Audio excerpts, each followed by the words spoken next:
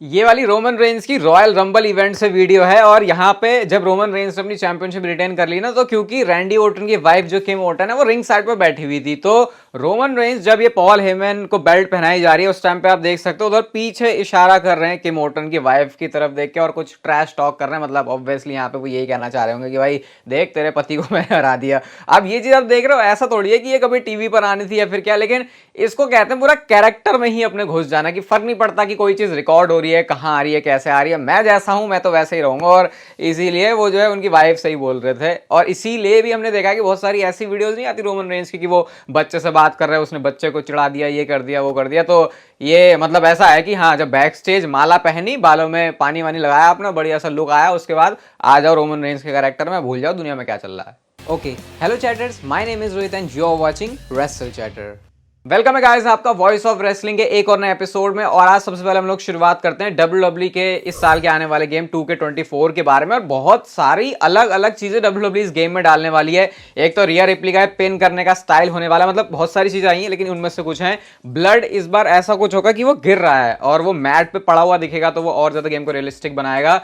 Camera angles change किए जा सकते हैं, एम्बुलेंस और कास्केट मैच हो गया तो पहले मैं आपको बता चुका हूं। वेपन्स को इस बार थ्रो भी किया जा सकता है, वो हील और फेस के बीच में नहीं होता, एक मुक्का तू मारेगा एक मुक्का मैं मारूंगा, उस पर क्राउड रिएक्ट करता है, वो भी मतलब और ज्यादा रियल बनाया है। अनाउंसर टेबल के ऊपर चढ़ भी सकते हैं, और जैसे वो अंडरटेकर नहीं करते अपना स्ट्रैप हटाने वाला, रायबैक भी किया करते थे, और ऐसे सुपरस्टार जो बिगी ने भी किया, तो वैसा भी कर सकते हैं हम अपने कैरेक्टर के साथ में। तो ये तो 2022 में जो गेम आया था उसके बाद से इंप्रूवमेंट बहुत तगड़ी लेके आए हैं, तो एक्साइटमेंट तो है भाई। इस साल भी अब जब गेम है वो देखते हैं कैसे आता है, कब आता है और क्या होता है फिर उसके अंदर नया। लग तो रहा है बहुत कुछ है। नेक्स्ट स्टोरी है WWE के रेसलमेनिया के बारे में। और ये कल जैसे मैंने आपको बताया था कि बेकी लिंच और रिया रिप्ली का मैच जो है वो रेसलमेनिया की नाइट 1 का मेन इवेंट होगा। अभी WWE ऐसा कंसिडर कर रही है, लेकिन अभी बैक स्टेज क्या बातें चल रही हैं कि जो सेथ रॉलिंस की वर्ल्ड हेवीवेट चैंपियनशिप है उसको रखे मेन इवेंट में। लेकिन सबसे बड़ी प्रॉब्लम यह है कि WWE ये बात तो मानती है कि सेथ रॉलिंस एक बड़ा सुपरस्टार है, उनके पास वर्ल्ड हेवीवेट चैंपियनशिप है, लेकिन जब तक उनको बदले में मतलब सेथ रॉलिंस के सामने ऐसा ओपोनेंट नहीं मिलता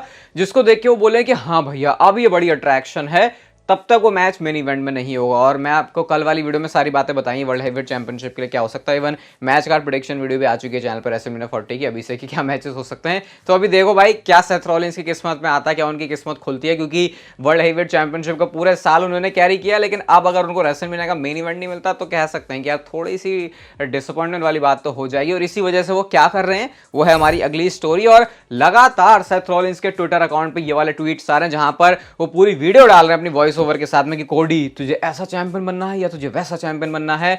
और वो बताते हैं कोडी रोड्स तुझे कैसे मुझे ही पिक करना चाहिए, तुझे रोमन रेंज को पिक नहीं करना चाहिए। और पता है ये WWE का तरीका पूरी तरीके से, अब तो मैं कह सकता हूं बैकफायर हो गया, क्योंकि इस ट्वीट के नीचे अगर आप रिप्लाईज में देखोगे तो लोग कह रहे हैं भाई हो गया सेथ अब मत बोल ऐसा। कोई कह रहा है भाई बेकी लिंच अपनी बहन बेकी लिंच फोन ले ले अपने पति के हाथ से, पता नहीं क्या क्या डाले जा रहा है अपने अकाउंट में। मतलब लोग भी कह रहे हैं यार मत कर सेथ रॉलिंस, अच्छा नहीं लग रहा है ऐसे। तो WWE जो एंगल ये सोच ऐसा दिखाना चाह रही थी कि फैंस ऐसा बिलीव करेंगे कि यार कोडी किसे पिक करेगा, कहीं रोमन को या सेथ को। अब वो एंगल कुछ ऐसा नजर आ रहा है कि अबे क्या सेथ रॉलिंस पीछे पड़ा हुआ है, हमें तो पता ही है कि कोडी रोड्स रोमन रेंज को पिक करेगा और उसे रोमन रेंज को ही पिक करना चाहिए। तो यहाँ पे थोड़े से पप्पू किस्म के लग रहे हैं सेथ रॉलिंस। होपफुली WWE अब आगे नहीं करने वाली है। और अभी कल स्मैकडाउन में आने वाले हैं कोडी रोड्स, तो वहां पे भी शायद कुछ चीज़ हो सकती है। स्मैकडाउन के बारे में बात करेंगे, तो देखते हैं अब क्या WWE बनाती है और सेथ रॉलिंस कब तक रुक जाते हैं, क्योंकि एज चैंपियन ये करना दिख के तो मतलब देखने में सही नहीं लग रहा है ऐसे।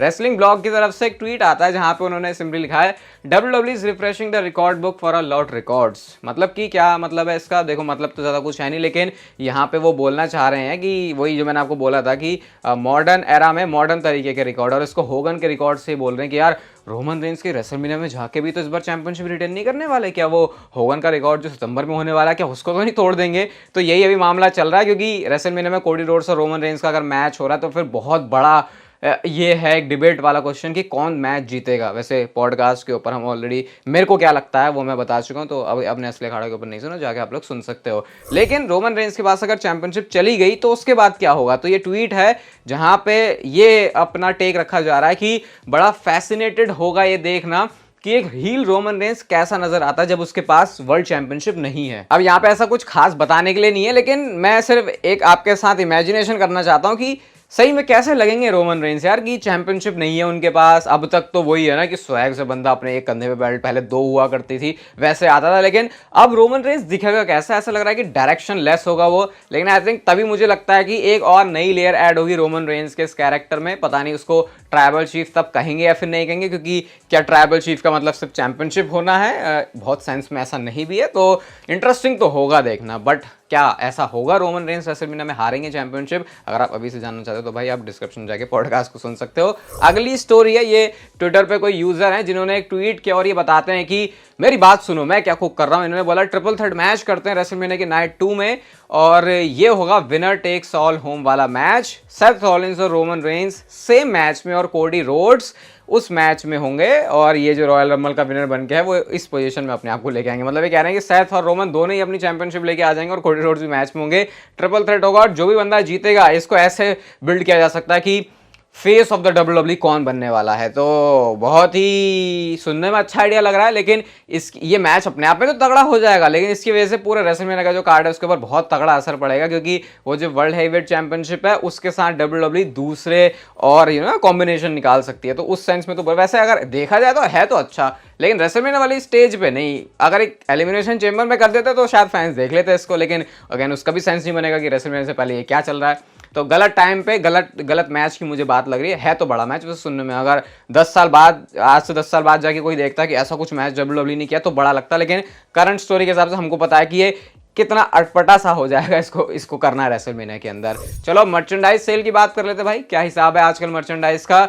शुरू से लेकर एंड तक 1 से 10 तक का नंबर है। शुरू के तीनों नंबर पर सीएम पंक ने अपना जो स्पॉट है उसको बहुत तगड़े तरीके से जकड़ा हुआ है, जो कि बताता है सीएम पंक की क्या स्टार पावर है। बहुत सारे लोगों को यकीन नहीं होता था कि वो डब्ल्यूडब्ल्यूई में आके भी ऐसा कर सकते हैं या उनका स्टेटस अभी वो रहेगा, लेकिन सीएम पंक ने सबको गलत प्रूफ कर दिया है। चौथे नंबर पर जे उसो है अपनी यीट वाली मर्चेंडाइज के साथ, फिर रैंडी ओर्टन, फिर रिया रिप्ली, फिर से जे उसो अपनी व्हाइट वाली यीट वाली शर्ट के साथ में। ब्रे वाइट का भी नेम है, जिमी उसो भी है नो यीट के साथ, और रैंडी ओर्टन है डैडीज बैक वाली टी शर्ट के साथ नंबर 10 पर। Surprisingly shockingly Roman Reigns list में नहीं है। लेवल्स अबव वाली जो उनकी मर्च थी वो ऐसा लग नहीं रहा कि कुछ ज़्यादा खास बिकी हुई है, और अब पहले ऐसा होता था कि रोमन रेंस लिस्ट में होते ही थे, अब उनका नाम पता नहीं नीचे जा रहा है। तो क्या ये भी डब्ल्यूडब्ल्यूई के लिए इशारा है कि अब फैंस रोमन रेंस से ऊब चुके हैं? वेल आई थिंक सिर्फ इसको बेस मान के तो डिसीजन नहीं लिया जाएगा, क्योंकि और भी बहुत सारी चीज़ें जो कि डब्ल्यूडब्ल्यूई कंसिडर करेगी यहाँ पे। हम चलते हैं गाइस अपनी अगली स्टोरी की तरफ, और डब्ल्यूडब्ल्यूई ने अपने जनवरी 2024 महीने के कुछ मूवमेंट्स बताए, बेस्ट मूवमेंट। और क्योंकि इतना कुछ हो गया तो बहुत सारे बेस्ट मूवमेंट निकल सकते हैं, जैसे रॉक का रिटर्न उन्होंने नंबर 1 पर रखा है, नंबर 2 पर कोडी रोड्स और सेथ रॉलिंस का जो प्रोमो एक्सचेंज हुआ था उसको जिसका मजाक भी बहुत बन गया, कोडी रोड्स एंड बेली का रॉयल रंबल जीतना, रैंडी ओर्टन का आरकेओ मारना सबको रॉयल रंबल में, और सीएम पंक की इंजरी को अनाउंस करना। ये 500 नंबर मतलब बेस्ट डब्ल्यूडब्ल्यूई मूवमेंट कैसे हो गया मेरे को समझ में नहीं आ रहा। ये बताया था कि आज शाम को दूसरी वीडियो नहीं आएगी, नहीं इस वजह से नहीं कि अब 2 वीडियोस नहीं आएंगे, 2 वीडियोस आएंगे। मुझे पता आपको बड़ा मजा आ रहा है 2 वीडियोस देख के, रोड टू रेसलमेनिया में आएंगी, बट आज नहीं आएगी, क्योंकि आज के टाइम में फिर आगे जो एक वीडियो आ रही है ना उसके लिए काम चल रहा है, तो बस आज के लिए ऐसा है। सोचा अभी से बताया था, वरना बाद में लिखोगे अरे आज वीडियो नहीं लाया भाई, हो गया तेरा। ऐसा नहीं है, ये थोड़ा अटपटा है मेरे साथ। आप भी इसको मतलब मेरी समझने में मदद करना, अगर मुझे कुछ समझ में नहीं आ रहा तो। रिकिशी जो कि आपको पता है पिताजी हैं जिमी एंड जे उसो के, समवन फैमिली से बिलोंग करते हैं। जेकब फाटू जो कि MLW प्रमोशन के लिए अब तक काम कर रहे थे, वो फ्री एजेंट हो चुके हैं, तो उनके लिए पूरा ट्वीट डाल दिया उन्होंने कि बैडेस्ट टैलेंट जो है इंडी सीन में इस समय है, इसको कौन साइन करेगा। डब्ल्यूडब्ल्यू को भी टैग कर दिया और AEW को भी टैग कर दिया, और कहते हैं कि ये बंदा अब रेडी हो चुका है। तो रिकिशी ने ये क्यों किया मेरे को समझ नहीं आ रहा, क्योंकि रिकिशी तो भाई बिल्कुल डब्ल्यूडब्ल्यू के साथ जुड़े हुए हैं, बैक स्टेज भी आते हैं, AEW को भी उन्होंने लिख दिया। अब अगर मैं इसको सही समझ पा रहा हूं तो मुझे ऐसा लग रहा है कि वो जेकब फाटू की हाइप बनाने के लिए चीज कर रहे हैं, क्योंकि आजकल इंटरनेट पे ये चीज डब्ल्यूडब्ल्यू के केस में बहुत चेंज हो गई है कि इंटरनेट पे जो हो रहा है ना वो चीज फिर रिफ्लेक्ट करती है डब्ल्यूडब्ल्यू की प्रोग्रामिंग में और टेलीविजन में, क्योंकि विंस का अपना एक अलग जोन रहता था, उनको जो करना है वो करेंगे। लेकिन आजकल जो फैंस को सुनने वाली बात है, पहले तो अरीना में से चैंट के हिसाब से वो सुनी जाती थी, अब इंटरनेट पे क्या चल रहा है, स्पेशली एक्स पर क्या चल रहा है, ट्विटर पे क्या चल रहा है, उसको बहुत ज्यादा डब्ल्यूडब्ल्यू कंसिडर करती है। फिर व्यूज कैसे आ रहे हैं उस सुपरस्टार को यूट्यूब पे ऐसे करके, तो ये शायद इसीलिए इन्होंने किया। बाकी आप बताना आपको क्या लगता है इसके पीछे का रीजन। थोड़ा सा ऐसा चीप जैसा भी लग रहा है, बट अच्छी बात है अगर इस वजह से ट्रिपल एच का ध्यान खींच जाता है इसके ऊपर, क्योंकि फिर हमको पता ब्लड लाइन में एक जो नया मेंबर है वो भी बहुत आसानी से ऐड हो जाएगा। नेक्स्ट बात करते हैं ब्रॉक लेसनर के बारे में। तो ब्रॉक लेसनर को WWE का जो सुपर कार्ड वाला गेम है, हो सकता है आप में से बहुत सारे लोग इस गेम को खेलते होंगे, उसमें से उनको हटा दिया गया है। और WWE 2K24 जो भी गेम आने वाला है उसके बारे में भी ये अपडेट है कि WWE रख तो सकती है ब्रॉक लेसनर को, लेकिन ऐसे रखेगी कि जैसे कि हाँ चलो ठीक है डाल दिया, कोई ऐसा हाइप करके अब बड़ा चढ़ा के उस चीज को नहीं दिखाया जाएगा, क्योंकि ब्रॉक लेसनर वैसे हैं तो बिग डील, लेकिन उनको इस तरीके से दिखाया नहीं जाएगा। एंड आप कह सकते हो ये सैड चीज है इस डायरेक्शन में जब हम ब्रॉक लेसनर के WWE में वापस से आने की बात करते हैं। देखो कल ना मैंने चैनल को शाम को एक वीडियो बनाई थी, तो जब भी कभी आपको ब्रॉक लेसनर को लेके बुरा फील करे तो वो वीडियो इसीलिए आप लोग उस वीडियो को जाके देख सकते हो, क्योंकि WWE में जैसा नेवर से नेवर कहा जाता है वो चीज ब्रॉक लेसनर के लिए भी अप्लाई होती है। होपफुली आगे चीजें सब पॉजिटिव होने वाली है ब्रॉक लेसनर के, तो हमको नहीं पता अभी क्या सीन है क्या है,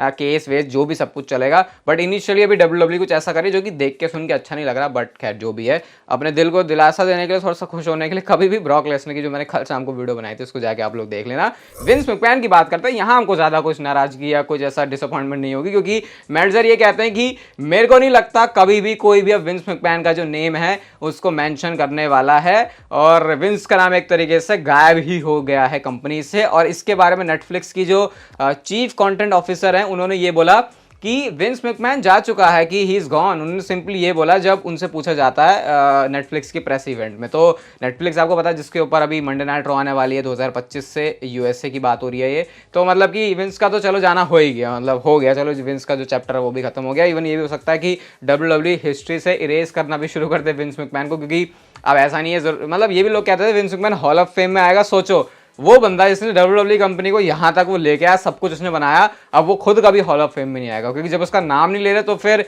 क्या ही उसको हॉल ऑफ फेम में भी डाला जाएगा। अगेन चीजें चेंज हो जाती हैं, लेकिन अब नए नए मालिक आए हैं कंपनी के अंदर, तो विंस मैकमैन के लिए जो मामला है वो तो मुश्किल लग रहा है। देखो कल की स्मैकडाउन के बारे में आपको जरूर बताया हूँ, कल रोमन रेंस आने वाले शो पर, इसको WWE ने ऑफिशियली अपने ट्वीट से बता भी दिया है। कोडी रोड्स का भी नाम बता दिया है, वो भी आएंगे कल शो पर, लोगन पॉल भी होंगे, बेली भी होंगे, तो कल की स्मैकडाउन डेफिनेटली बहुत ज्यादा झकास होने वाली है। और इसके साथ साथ ये कंफर्म तो नहीं है, लेकिन ब्रॉन ब्रेकर, कार्मेलो हेस और ट्रिक विलियम्स, ये सारे के सारे लोग कल पॉसिबली आपको स्मैकडाउन में दिख सकते हैं, ऐसा कहना है PW इनसाइडर का। तो कल की स्मैकडाउन तो होगी धांसू, लेकिन कल स्मैकडाउन में एक बड़ी खतरनाक सी चीज हो सकती है, और ये होगी वहां के जनरल मैनेजर निक ऑल्डिस की तरफ से। अभी आपको पता है रॉयल रंबल मैच भी कैसे ऑफिशियल हुआ था कि रोमन रेंस कह रहे थे मैं तो नहीं करूंगा कॉन्ट्रैक्ट में साइन, तो उसके बाद उन्होंने कह दिया था भाई तू जा चल निकल, अपनी चैंपियनशिप दे, मैं ट्रिपल थ्रेट करवा के तुझे साइड कर दूंगा और ये चैंपियन बन जाएंगे। और इसके दबाव में आके, इस फोर्स के चक्कर में रोमन रेंस को फिर कॉन्ट्रैक्ट साइन करना पड़ा था। और आपने रॉयल रंबल के मैच में देखा सोलो सिकोवा ने अपनी इंटरफेरेंस करी थी, तो निक ऑल्डिस किसी भी कीमत पे, जैसा उनका कैरेक्टर है, सेंस नहीं बना रहा कि छोड़ देंगे वो इस हरकत को रोमन रेंस की, और इसके ऊपर वो एक्शन जरूर लेने वाले हैं। और ये काम किसने किया था? सोलो सिकोवा ने। तो सोलो सिकोवा के ऊपर हो सकता है रोमन रेंस, ये निशाना तो सोलो सिकोवा के ऊपर है, लेकिन एक्चुअल में निशाना रोमन रेंस के ऊपर होगा जब वो सोलो सिकोवा के लिए कोई स्ट्रिक्ट एक्शन लेंगे कि उनको सस्पेंड करना, उनको बैन करना, उनको किसी मुश्किल में डालना, उनको किसी ट्रबल में डालना, कि भाई ये जो ब्लड लाइन चल रहा है ना, जो तू गलत तरीके से फायदा लेता है इस ब्लड लाइन का अपने मैचेस के अंदर, उसमें फिर जिमी ऊसो भी आ जाएंगे, तो इसका मुझे कुछ करना पड़ेगा। क्योंकि निक ऑल्डिस अभी आपको पता, अपने पूरे कैरेक्टर में बिल्कुल रोमन रेंस की छाती से छाती मिला के, सीना से सीना मिला के, आंख से आंख मिला के बात करते हैं। तो कल ये भी देखना इंटरेस्टिंग रहेगा कि निक ऑल्डिस इस पर क्या जवाब देते हैं, क्योंकि बंदा तो चुप नहीं रहने वाला पिछले टाइम में जैसे हमने निक ऑल्डिस को देखा है। बाकी गाइस पॉडकास्ट वगैरह आप लोग सब सुन सकते हो डिस्क्रिप्शन से। ये वीडियो आपको अच्छी लगी तो इसे लाइक शेयर सब्सक्राइब और नोटिफिकेशन बेल को ऑन कर दो, और तब तक आप जिंदगी के मजे लो, वरना जिंदगी आपसे मुझे ले लेगी।